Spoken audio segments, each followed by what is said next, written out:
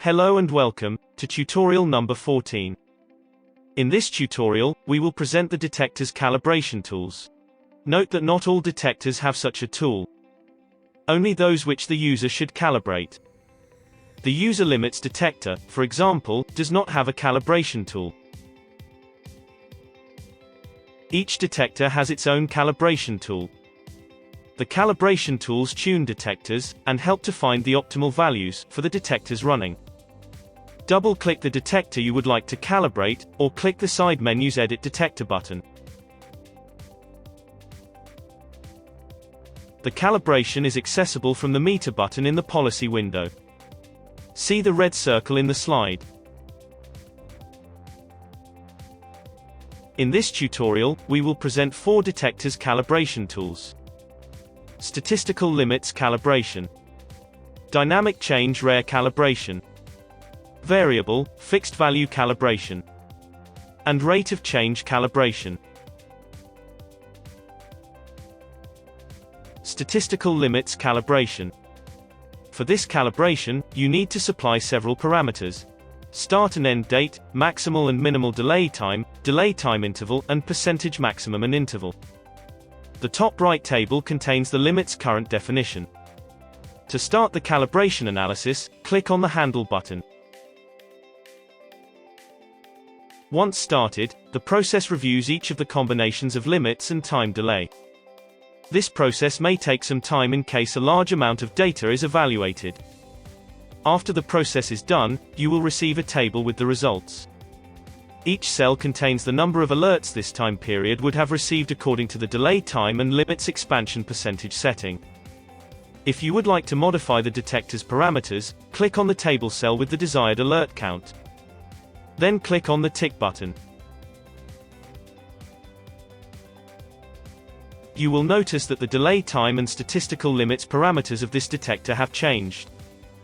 The limits are expended according to the percentage you have selected in the previous screen. To update the new settings, click on the tick in this screen as well. Dynamic Change Rare calibration. For this calibration, you need to supply several parameters: start and end date, maximal and minimal delay time interval, and triggering value. The top right table contains the t-value current definition. To start the calibration analysis, click on the handle button.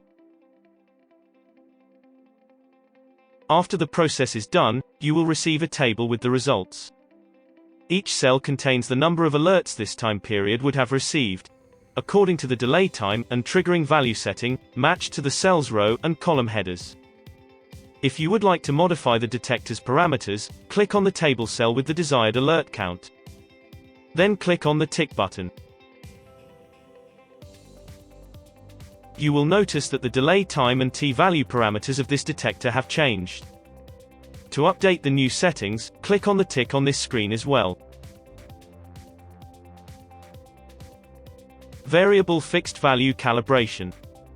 The variable fixed calibration screen contains only one control, the delay time control. It is possible to control the delay time interval and maximum and minimum after selecting the start and end date. After the process is done, you will receive a table with the results. Each cell contains the number of alerts this time period would have received, if the variable measurement had been fixed. If you would like to modify the detector's delay time parameter, click on the table cell with the desired alert count. Then click on the tick button. You will notice that the delay time parameter of this detector has changed. To update the new settings, click on the tick in this screen as well. Rate of Change calibration. For this calibration, you need to supply several parameters: start and end date, prior window size in minutes, minimal, maximal, and interval of average values delta between preceding and following periods, minimal, maximal, and interval of the posterior window sizes. To start the calibration analysis, click on the handle button. You can stop the process at any time by clicking the Cancel button in the Process Bar window. After the process is done, you will receive a table with the results. Each cell contains the number of alerts this time period would have received, if the averages delta and posterior window size would have been set to the cell's row and column headers. If you would like to modify the detector's parameters, click on the table cell with the desired alert count. Then click on the tick button. You will notice that the change period and delta value parameters of this detector have changed. To update the new settings, click on the tick in this screen as well. To exit without change, click the exit button. Thank you. We hope you have found this tutorial helpful and clear. If not, or if you have any additional suggestions or comments regarding this tutorial, please submit your remarks via our website.